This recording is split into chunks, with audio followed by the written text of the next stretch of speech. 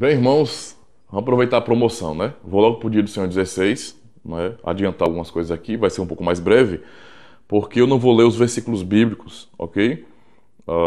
Vocês vão lembrar de algum texto bíblico na explicação da pergunta e resposta, mas eu não vou ler justamente porque os versículos anteriores, né, dos outros dias do Senhor já nos dão base para isso, é o suficiente. Então, eu só peço que vocês leiam os versículos bíblicos, né, para acompanhar cada pedacinho da resposta e perceber, não é, o princípio ensinado na Escritura, ok? Então, está relacionado ainda à questão da sua morte. Dia do Senhor 16, estou adiantando, né, para a gente começar a ter um pouco mais de conteúdo para ajudar alguns irmãos aí, que tem que também adiantar um pouco. Pergunta 40 diz bem assim, dia do Senhor 16. Por que foi necessário que Cristo se humilhasse até a morte? E a resposta? Por causa da justiça e da verdade de Deus. A satisfação pelos nossos pecados não poderia ocorrer de outra forma senão pela morte do Filho de Deus. Veja, o texto que está colocando como base aqui, o inicial, mas dessa parte 1 da resposta, é o texto de Gênesis 2:17, que é justamente o texto que Deus diz a Adão que se ele comer do fruto do bem e do mal, ele morrerá.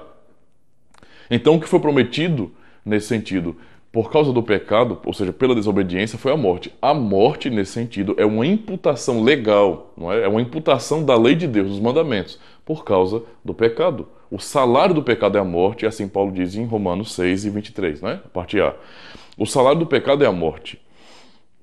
Ok? E o que é gratuito é o dom de Deus. O dom de Deus é gratuito, não é merecido, não é? Não é um salário, mas é gratuito. Não é? Então, isso deixa muita coisa clara, né? O que nós recebemos como pagamento pelo nosso pecado é a morte. Mas não conseguimos fazer nada para receber como pagamento, não é? No sentido a vida. Não é? Deus é que nos dá gratuitamente, já não é pagamento, já não é salário. Ok?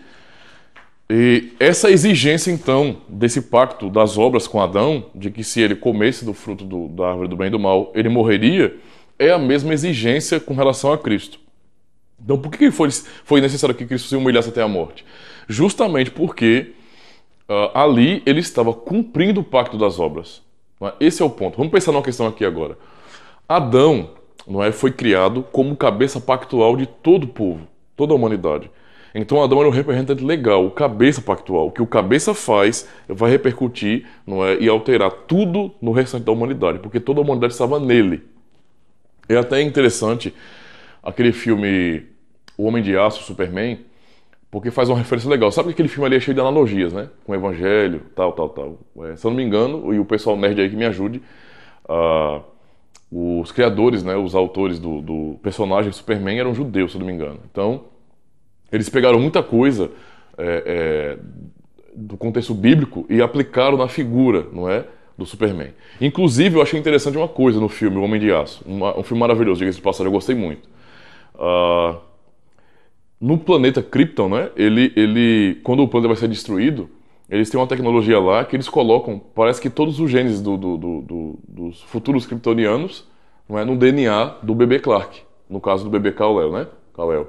Então, veja, é como se Krypton, não é, estivesse no Kal-El.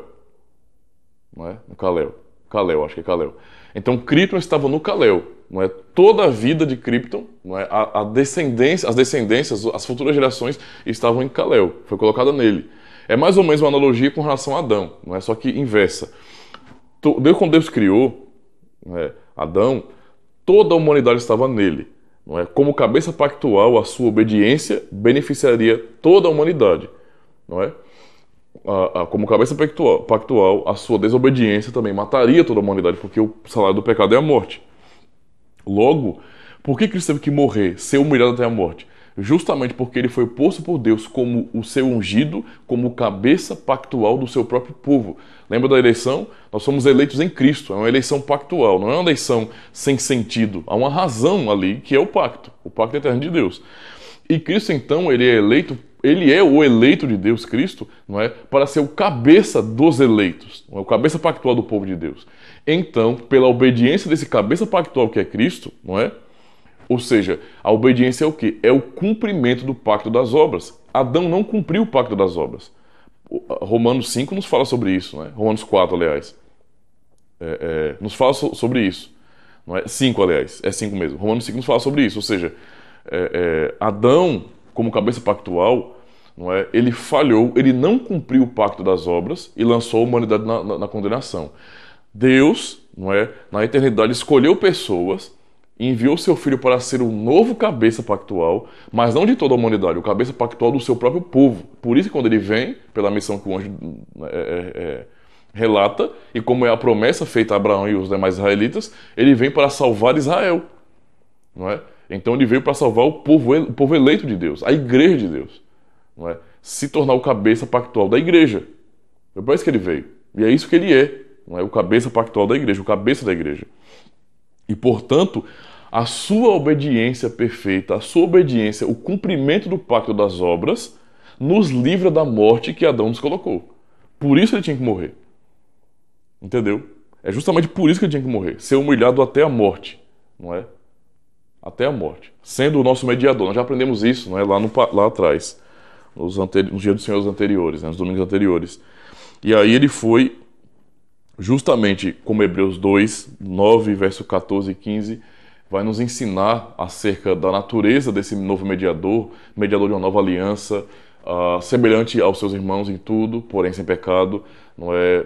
Aquele que pode nos entender, aquele que fez um sacrifício, uma oferta perfeita do seu próprio corpo, uma vez por todas. Então, Hebreus nos ensina justamente sobre isso, não é? Ele é aquele que cumpre esse pacto das obras. Por isso, por meio de Cristo, não é? Por um só homem, veio a vida, não é? Veio a restauração, o dom gratuito de Deus que ele conquistou por sua obediência ao pacto das obras. Então ele aplica e nos inclui no pacto da graça, porque ele primeiro cumpriu o pacto das obras.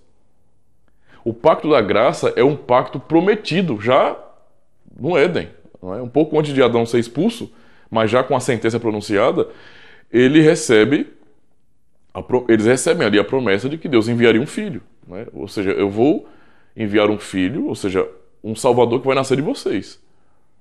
Certo? Ali está a promessa já embutida, que é o proto-evangelho, que é o pacto da graça, não é? Em Abraão isso fica mais claro. Isso fica mais claro. Na verdade, todo o sacrifício nos mostra esse pacto da graça. Porque, veja, o que está acontecendo ali? A exigência do pacto das obras é que alguém tem que morrer. Se não obedecer, tem que morrer. O ser humano já é pecador, já desobedeceu. Então ele tem que morrer. O que Deus faz? Graciosamente, já como demonstração e promessa do pacto das obras, manda o homem arrumar um substituto. Então, de maneira temporária, foi um animal que estava substituindo ali. Então, o sacrifício deveria ser feito por aquelas pessoas, bem como depois da instituição da lei bem formal já no deserto, né, por meio de Moisés. Você percebe que é tudo formal, mas no tabernáculo as famílias iam levar os seus cordeiros, os seus animais. E eles presenciavam a morte desses animais. Para quê? Para ficar sempre na consciência de que eles é que eram merecedores daquilo terrível que estava acontecendo com os animais. Mas Deus providenciou um substituto. Como foi com Abraão quando foi levar Isaac no Monte Moriá para imolá-lo, né, para sacrificá-lo. Deus providenciou o substituto. Percebe? E isso já aponta para o pacto da graça. Não é quando, antes um pouco de Isaac nascer, Deus faz promessa a Abraão, Gênesis 12, ratifica a promessa e faz a cerimônia pactual, Gênesis 15, e ali nós já vemos claramente, mais uma vez, a declaração do pacto da graça, não é? Como promessa. Então, alguém tem que morrer cumprindo o pacto das obras, certo? Porque o ponto é, nós já somos pecadores, a humanidade já está condenada em pecados. Então, não tem outro jeito. Não tem outro jeito. Tem que morrer. Alguém tem que morrer, não é? Porque já cumpriu, já descumpriu as coisas. Não é como antes, que não havia pecado no mundo, não havia maldição no mundo. Não é que era só obedecer nesse sentido e você conquistar a vida. Não tem mais. Acabou. Adão perdeu isso. Então agora tem que morrer para ser perdoado. Tem que morrer para ser incluso nesse pacto das obras, nesse pacto da graça. E adivinha só, ninguém pode, porque todo mundo morre e permanece morto, né? Ninguém pode, nesse mundo, morrer e depois, pelo seu próprio poder, se ressuscitar e reivindicar, não é? Por sua obediência, a graça a Deus. Não tem como, não é? Porque nós somos pecadores. Então Cristo nasce como o segundo Adão, como cabeça pactual, e ele então cumpre o pacto das obras, ele obedece toda a lei, não é? Mas como nós já pecamos, Então não é o pecado dele, nós já pecamos, não é? E a exigência do salário da lei, não é? É a morte, então ele tem que morrer. Mesmo que ele não tenha pecado, ele tem que morrer, não é? Para cumprir perfeitamente esse pacto e satisfazer a ira de Deus que exige a morte de quem desobedece, não é? Então ele não desobedeceu, mas ele substituiu quem desobedeceu. E então teve que ser morto por causa disso, humilhado e morto. Então cumpriu o pacto das obras. Como ele é Deus, não é? Esse é o mediador perfeito que nós buscamos, alguém que é homem verdadeiro e Deus verdadeiro, alguém que seja mais poderoso que todas as criaturas e que possa aplacar, resistir à ira de Deus, foi morto, não é? E ressuscitou justamente, entendeu? Para nos abençoar, não é? Então, veja, não é assim, ele morreu, está tudo resolvido. Não, se ele morreu, se ele tivesse morrido e não tivesse ressuscitado, acabou, não tinha nada, absolutamente nada. Se ele alcançasse alguma graça, seria para ele só, não para nós, entendeu? Mas ele tinha que estar vivo, não é? Para como cumpridor da lei, do pacto das obras, não é? Pudesse então, por sua obediência e mérito, não é? Nos aplicar o pacto da graça. Então veja, por isso que ele teve que morrer, não é? Ser humilhado e morrer. A pergunta 41 diz bem assim: por que ele foi sepultado? Não é? Voltando mais uma questão da história. Por que ele foi sepultado? Não é? O sepultamento testifica que ele realmente morreu. Então veja, Deus realmente nos deu um testemunho. Isso é comum, porque tudo o que nós observamos no Antigo Testamento, não é? A ordem de registro vem de Deus. Deus é que ordena começar a registrar. E Deus exige que registros detalhados sejam ali preservados, né? Justamente para as futuras gerações. Deus quer dar deu um testemunho histórico da obra de seu Filho. Por isso que o que envolve, no sentido geral, a obra de Cristo na Terra tem tantos detalhes, não é? Não tem tantos detalhes de quando ele era criança, isso não importa. Tem detalhes do seu nascimento, digamos assim, um acontecimento, um evento de remissão, não é?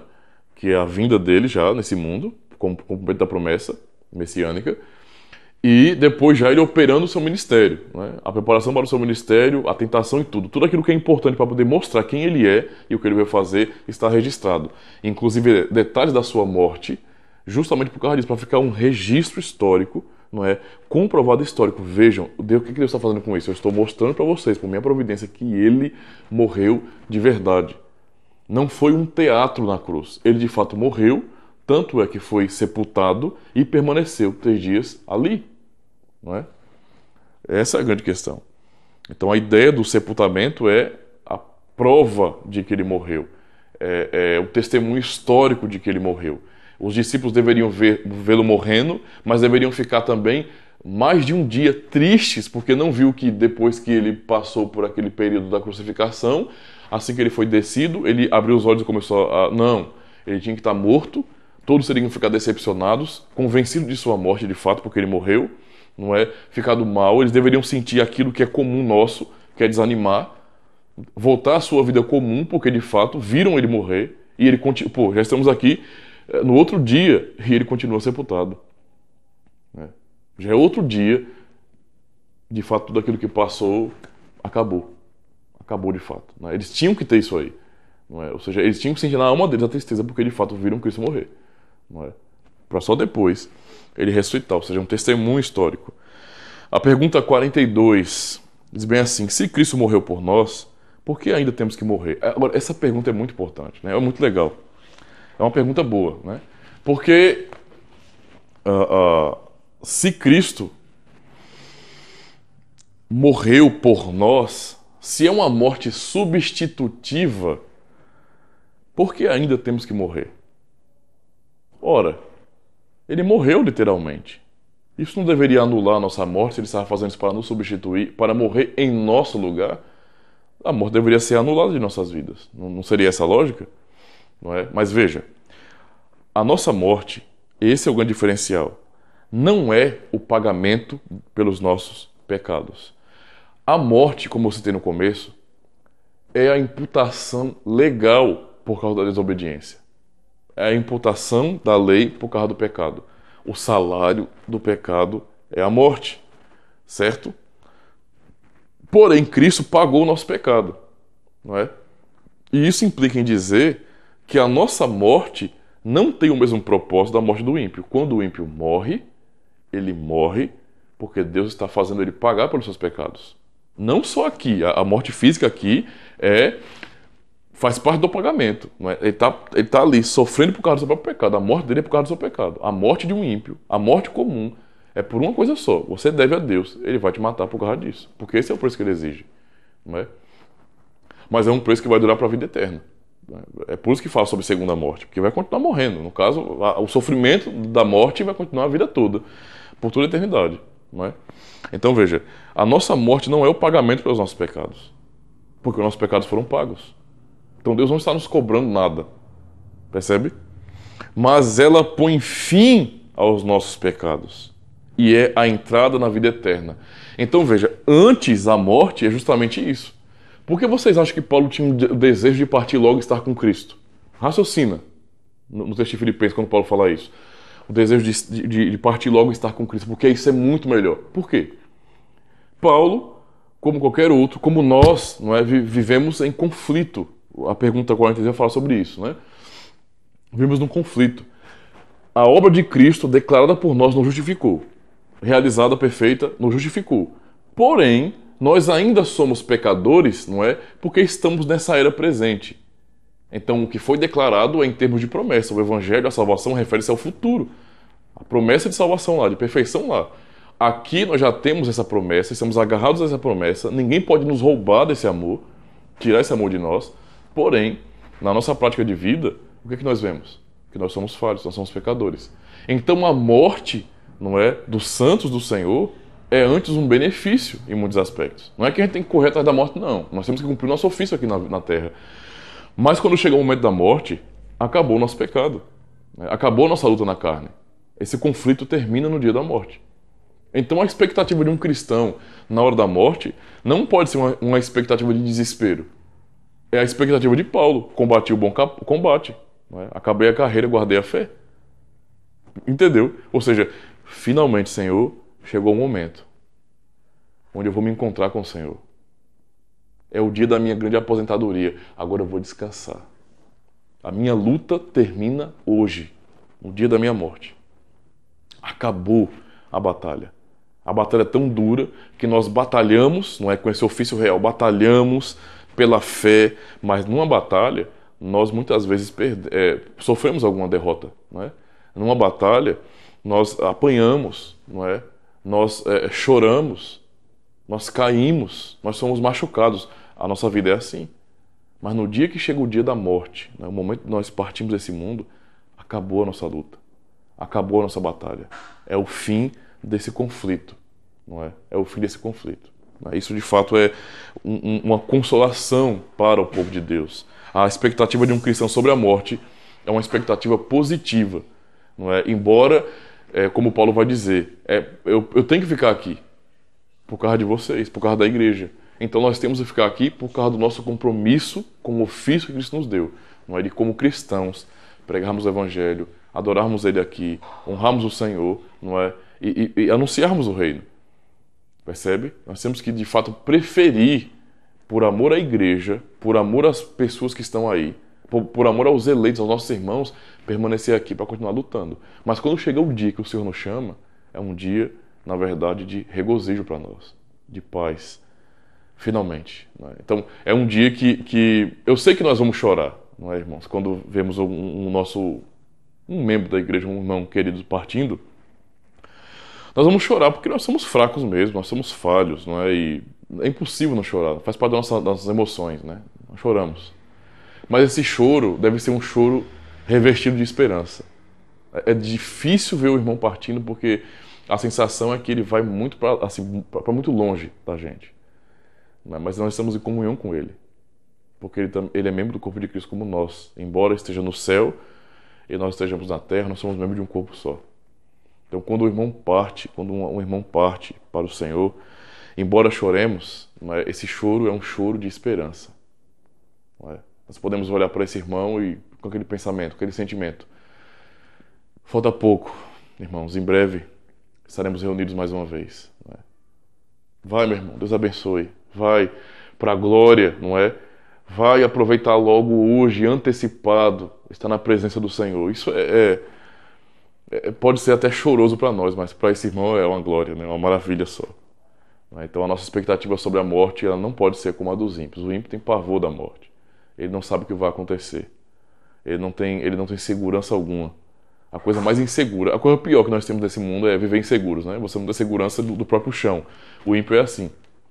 Ele procura maquiar o seu medo, o seu pavor, fazendo coisas, né? Se preenchendo com coisas. Mas quando ele para pensar na complexidade da vida, não é? E que a vida passa, basta ver um ímpio no velório, no enterro. O desespero é grande.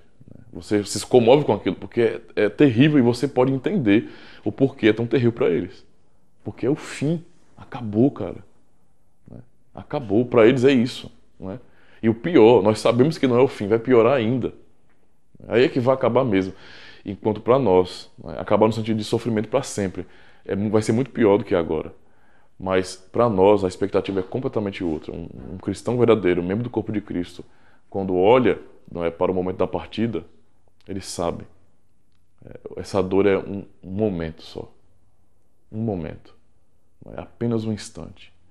Um instante breve, não é? E que vai me levar, vai me transportar, finalmente, não é? Para a presença de Cristo. Isso é realmente glorioso, irmãos. A nossa expectativa da morte, então, não pode ser de medo. Não é que nós não sintamos medo, não, viu? Mas deve ser uma expectativa antes de alegria. Não é? Você não vê constrangimento da parte de Paulo por chegar o momento da sua decapitação. Ele foi decapitado porque era essa pena capital para alguém que tinha cidadania romana. Quem era cidadão romano recebia esse tipo de pena, né? Quem não era, recebia penas até piores, né? Então, como cidadão romano, deveria ser decapitado sem tanto sofrimento, né? E aí, a decapitação era a morte mais rápida, vamos dizer assim, que eles tinham. Mas quando chegou no momento da sua morte, você não vê Paulo desesperado ou triste. Muito pelo contrário, ele está numa cadeia, não é, numa prisão romana. E na prisão romana, como Filipenses ele nos ensina, ele vai falar: alegrai-vos. Outra vez vos digo, alegrai-vos. Não é? Ele consola a igreja da cadeia. Ele está na cadeia esperando o momento da sua sentença. Não é? Ele está esperando o momento do seu julgamento, o dia que vai ser marcado a sua sentença de morte, porque ele vai ser condenado, ele sabe disso. Não é? Ele está na cadeia por causa disso. Mas de lá, irmãos, esperando o dia da morte, no corredor da morte, ele consola os irmãos a permanecerem firmes e estarem alegres no Senhor. Não é? Qual é a expectativa de Paulo da morte? É simplesmente essa. Essa é a razão do porquê muitos cristãos, até de uma maneira imprópria, né, às vezes, no período dos mártires ali, nos primeiros séculos, eles se entregavam à morte, né? A gente não deve fazer isso não, mas eu até entendo o anseio deles, né? Nós não temos que fazer isso, temos que cumprir o nosso ofício. Mas muitos deles, meu amigo, praticamente gritavam: eu sou cristão, né? Para poder o governo pegá-los e matá-los mesmo. Justamente por causa disso, porque eles queriam logo sair desse mundo. Não é? E eu até entendo isso aí, porque a fé, não é, nessa glória da eternidade, a glória de estar com Cristo, o Cristo que eles ouviram falar, mas nunca viram, mas creem pela obra do Espírito Santo, os deixava ansiosos, porque, poxa, o mundo era tão sofrido, eles estavam sendo tão perseguidos, tão odiados. Meu Deus, eu quero ir embora logo. Eu quero sair logo desse mundo. Né? Eu quero sair logo dessa depressão, dessa tristeza, dessa perseguição, dessa vida difícil, dessa frustração. Eu quero logo estar com Cristo. Não é? Embora eu possa entender perfeitamente esse anseio de fé, ainda eu posso dizer que é um pouco de egoísmo, os irmãos, porque é como Paulo vai dizer: o meu desejo é partir logo e estar com Cristo, porque isso é muito melhor. Mas ele tem consciência que ele precisa ficar aqui, enquanto o Senhor quiser, para o bem da igreja. Não é? Também deve ser a nossa atitude nesse sentido. Então a morte para nós tem um outro aspecto. Né? Deus não está nos condenando, nos cobrando nada, Ele está nos levando para Ele. Né? Essa é a maravilha. E então, por fim, a pergunta 43. Que outros benefícios recebemos do sacrifício e morte de Cristo na cruz? Que outros benefícios? Pela morte de Cristo, a nossa velha natureza é crucificada, morta e sepultada com Ele, para que os desejos malignos da carne não reinem mais sobre nós, e possamos nos oferecer a Ele como sacrifício de gratidão. Então veja, Vamos lá. Vamos entender essa resposta aqui, não é? Quais são os benefícios, os outros benefícios? Vamos lá. Pela morte de Cristo, a nossa velha natureza é crucificada, morta e sepultada com Ele. Então, existe uma realidade espiritual declarada pela obra de Cristo, que é, nele, Romanos 6 fala sobre isso, nele nós morremos, fomos sepultados. Não é? Em Cristo. Significa dizer o quê? Que Ele, por sua obra, como o nosso cabeça pactual, não é? Nele nós cumprimos a lei de Deus. Porque ele é o nosso cabeça pactual, é o caso de Adão. Caim e Abel comeram do fruto proibido? Não. Mas o pecado de Adão estava sobre eles. Logo, a morte de Cristo, a sua obediência, né, a lei, o que a lei exigia, está sobre nós. É por isso que Paulo pode dizer, já estou crucificado com Cristo, e agora vivo não mais eu, mas Cristo vive em mim. Entende? É justamente isso. Então, isso é a verdade do Evangelho. Mas lembre-se, quando nós falamos de Evangelho, de salvação, falamos sempre sobre promessa. O povo de Deus é o povo da aliança, o povo que Deus fez um pacto e fez uma promessa. Deus fez uma promessa e fez um pacto. É o que nós vemos em Abraão. Deus fez a promessa e fez uma aliança dessa promessa, para selo dessa promessa. Não é? Os sacramentos que nós temos são selos dessa promessa. Não é? O que Cristo fez é selo dessa promessa. Então veja, Ele morreu e a salvação conquistada para nós é a verdade presente espiritualmente, a semente do reino em nós. Já somos novas criaturas, já pertencemos à nova criação, nós já somos cidadãos do reino, novo céu e nova terra, mas o novo céu e nova terra não chegaram ainda. Não chegou aqui ainda. Portanto, não é? Isso é algo referente à promessa, é uma promessa do futuro. Quando Cristo vier, é que Ele vai, não é, completar tudo em todos, Deus será tudo em todos, não é? E o novo céu e a nova terra será aqui, não é? Exatamente aqui. Esse mundo será renovado para a glória de Deus. Então, quando nós falamos que a nossa velha natureza morreu e foi crucificada e sepultada com Cristo, significa dizer justamente isso, que essa é a verdade da promessa. Baseado nisso agora, nós temos que entender que nós somos ainda dessa geração, estamos vivendo ainda nessa carne corrupta, não é? Nós somos ainda pecadores.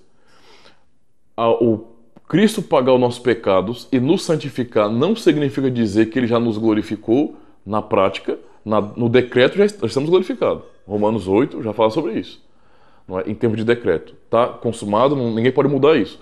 Porém, na prática, isso é um processo. É um processo. É algo declarado e que agora é aplicado. Então você tem a declaração na obra de Cristo na cruz, na verdade que Ele fala, e agora você tem a aplicação disso. Não é? Ou seja, como no deserto, Ele está nos preparando, nos santificando no deserto, até estarmos prontos para a entrada em Canaã. No caso, em Canaã Celeste. É o processo. Não é? Essa é a questão. Por isso nós somos o povo da promessa. Nós aguardamos pela promessa do Senhor. Promessa essa perfeita e santa que ninguém pode alterar. Entende? Então, estamos sim, pela fé, crucificados com Cristo. E é baseado nessa declaração, nessa verdade definida, que nós devemos, né, então, ser exortados. E é isso que acontece no Evangelho. O Senhor nos exorta, por meio dos apóstolos, a vivermos de acordo com a nossa vocação, não é? A honrarmos a nossa eleição.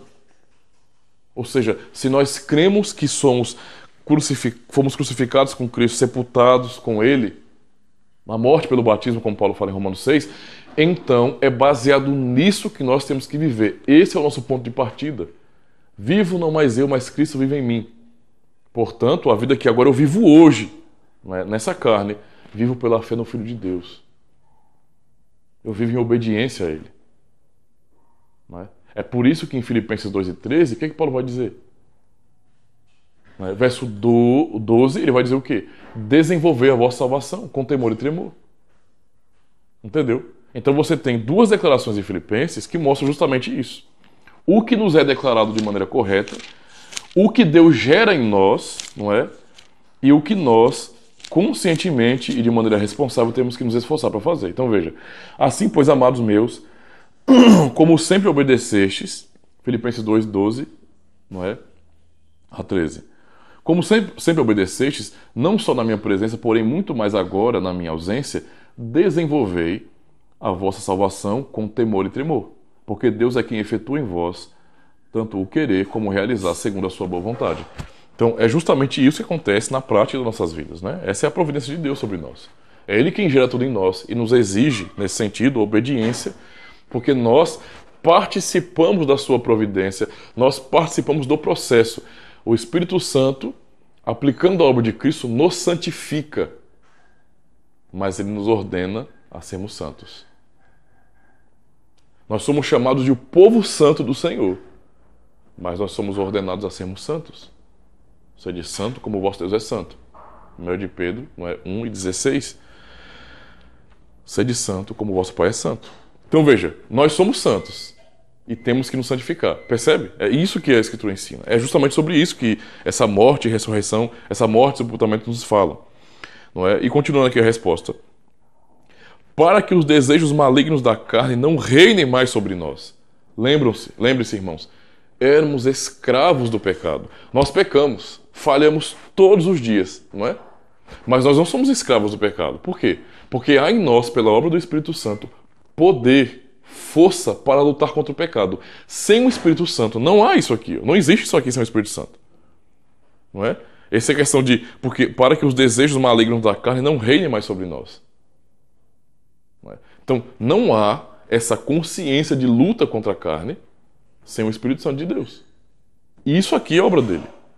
Isso prova o quê? Que nós não somos escravos. Porque se fôssemos escravos, não é, do pecado, como éramos antes, não haveria luta. Haveria obediência cega ao pecado, ao diabo. Só. Percebe? Só. Simplesmente isso. Por que Deus liberta Israel analisando por essa ótica, Israel do Egito? No Egito eles eram escravos de Faraó. Escravos. Libertos do Egito, eles não têm que ficar dependendo de Faraó, nem pensando em como era Faraó. Alguns ali demonstraram que eram o quê? Que eram escravos. Esses morreram no deserto. Mas Deus libertou o seu povo para que eles não vivessem mais presos à idolatria. Eles não eram obrigados a serem idólatras. Mais, né? Então isso é importante entendermos. E então, continuando, e possamos nos oferecer a Ele como sacrifício de gratidão. Né? Então, toda essa libertação só gera uma coisa, que é essa última parte do catecismo, na verdade, né? Que é a gratidão. Né? A nossa obediência ao Senhor, o nosso esforço para nos santificar, não é porque a nossa obra, o nosso esforço, nos santificará, ou então o nosso esforço, a nossa obediência, nesse sentido, enterrará a nossa velha natureza. Não. Essa é a promessa fiel dele, não é? É aquilo que foi garantido pelo sacramento, pelo sacrifício, vamos dizer assim. Tal como foi com Abraão, né? Deus fez a promessa, e logo depois da promessa, a promessa do Senhor já não é suficiente, não é? Tipo, ele não é fiel? É fiel. É fiel. Mas ele sabe que nós não somos. O que ele faz então? Ele dá um sacramento. Que sacramento é esse? É um símbolo de uma garantia. É um sinal de uma garantia. Eu prometi e eu estou fazendo esse pacto, essa aliança, te dando esse sacramento para ser um sinal perpétuo que te lembre sempre e sempre que eu cumprirei a minha promessa. Então, nós fomos santificados, não é? Pela obra do Espírito Santo em nós, aplicando a obra do Calvário, aplicando a obra de Cristo, os méritos de Cristo, fomos santificados. E é porque fomos santificados que em gratidão nos santificamos. E é porque morremos em Cristo, não é, que em gratidão procuramos mortificar os nossos membros, a nossa carne. É porque Ele nos libertou que nós, não é, procuramos gozar dessa liberdade em Cristo para obedecê-lo e não mais ao diabo. Então, tudo está baseado nisso, não é? Por fim, eu vou aproveitar e já... tem a pergunta 44 ainda, né? Na verdade, eu tinha esquecido dessa. A pergunta 44 é: por que razão se acrescenta desceu ao inferno? Né? Eu acho que isso já está bastante compreendido. A resposta é: a angústia, a dor, o terror e a agonia indizíveis que Cristo suportou em todos os seus sofrimentos especialmente na cruz, dão-me a certeza e consolo de que, por maiores que sejam as minhas tristezas e tentações, ele me livrou da angústia e do tormento do inferno. Quando os católicos colocaram essa palavra, a mansão dos mortos, ou Hades, não é? Como é a tradução original, usando o próprio grego nesse sentido, embora isso foi escrito em grego e latim também, mas a ideia era introduzir a mentalidade do purgatório, né? Essa questão de ir para o lugar dos mortos, né? A ideia dessa confissão não tem a ver com isso, né? Tem a ver com o fato de que Cristo não tem nada a ver com que ele ter ido ao Hades no sentido de ir ao local dos mortos, né? Tomar a chave da mão do diabo, declarar... Não tem nada a ver com isso, né? A Escritura não ensina isso. Mas isso refere justamente a ele ter descido aqui, né? Ele desceu ao inferno, significa que ele veio aqui, no meio dos condenados, no meio dos malditos, não é? E então substituiu, recebeu no lugar dos malditos o inferno, a condenação. Não é? Então, aquela demonstração pública horrível da sua crucificação, do seu sofrimento todo, era para expressar visivelmente ali, não é, que Deus estava pegando todos os terrores que seriam eternos do inferno e depositando sobre ele. Por isso, sua oração triste, a minha alma está triste até a morte. Pai, afasta de mim esse cálice, se for possível, né? Mas seja feita a tua vontade, não a minha. Então, toda a angústia que ele suportou ali foi para nos dar a certeza de que essa angústia, esse sofrimento, toda a dificuldade, não podem mais me dominar, e de que no fim ele já levou tudo isso sobre ele, não haverá condenação, não há condenação sobre minha vida, para aqueles que estão em Cristo Jesus, e é como se eu tivesse pego o nosso inferno, tudo aquilo que passaríamos na eternidade no inferno, na condenação do inferno, e tivesse colocado sobre ele. Deus fez cair sobre a iniquidade de nós todos. Então Deus realmente pegou o nosso inferno, e depositou sobre o seu Filho, para que ele fosse condenado em nosso lugar. Entende? O inferno é o quê? O lugar da condenação máxima de Deus. Ele foi condenado. Ele estava ali sendo condenado. Quem deveria ser condenado éramos nós. Mas ele foi condenado. Para quê? Para que ele foi condenado? A condenação é justamente o inferno. Para que ele foi condenado? Para levar o nosso inferno. Para que não houvesse mais condenação em nós que estamos nele. Então, basicamente é isso. Quando nós confessamos que ele desceu ao inferno, estamos declarando, pela fé, que temos a certeza que por causa dele nós não iremos para o inferno. Por isso que essa resposta é tão pastoral, tão mais aplicativa, tão pastoral, a angústia, a dor, o terror e a agonia indizíveis que ele suportou em todos os seus sofrimentos, especialmente na cruz, dão-me a certeza e consolo, veja a convicção, de que por maiores que sejam as minhas tristezas e tentações, por maiores que sejam as tentações e tristezas dos ímpios, quando eles morrerem vai piorar. Mas para mim não. Para mim que creio no Evangelho, em Cristo, por maiores que sejam as minhas tristezas e tentações, Ele